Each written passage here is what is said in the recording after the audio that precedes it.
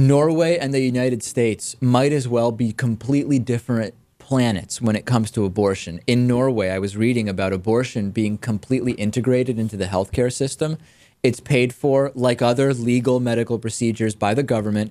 It's available in most places in a way that you are not, hopefully, although it exists, you are not going to be tricked into delaying an abortion decision by an unlicensed pregnancy center like the one Chris Slattery is involved with, who hung up on me on the show a few months ago when I questioned him about it, into not being able to legally get an abortion by just biding your time.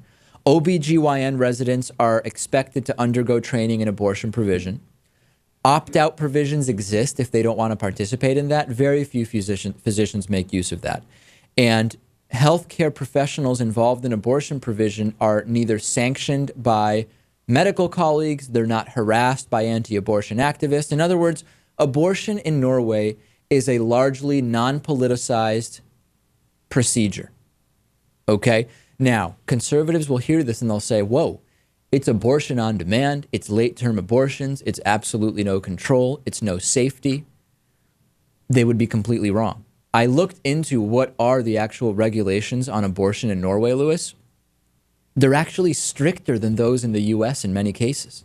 This is what's unbelievable. Up through 12 weeks of pregnancy, abortion is routinely available.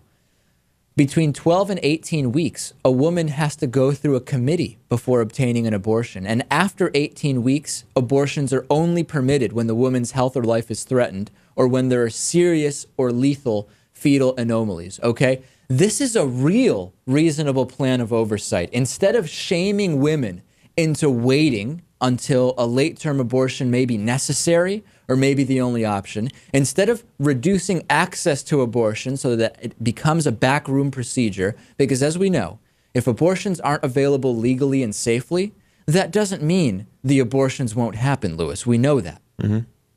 This is a real reasonable plan of oversight. Make the abortions safe and legal during the first 12 weeks. Between 12 and 18, you've got to go to a committee, explain the situation. After 18, it's reasonable to say that after 18, you really do need a serious medical condition to be in place because it's been made clear it's not something you will be shamed for, that you can have access to a legal and safe abortion.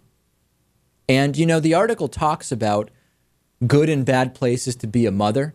And it's cute in a way. I get the point they're making. It's better to be a mother in Norway because of this abortion thing. I think the headline is misleading in a sense, but the reality is that the headline misses a ton of other real stuff. Like, for example, the social safety net that exists in Norway, parental leave that exists in Norway, which is not mandated in the United States, the fact that Norwegians have socialized health care and we have 30 million uninsured in the U.S., or that our conservatives in the U.S., religious conservatives in the U.S., promote failed abstinence-only programs and shame people about sexuality that leads to increased unintended pregnancies.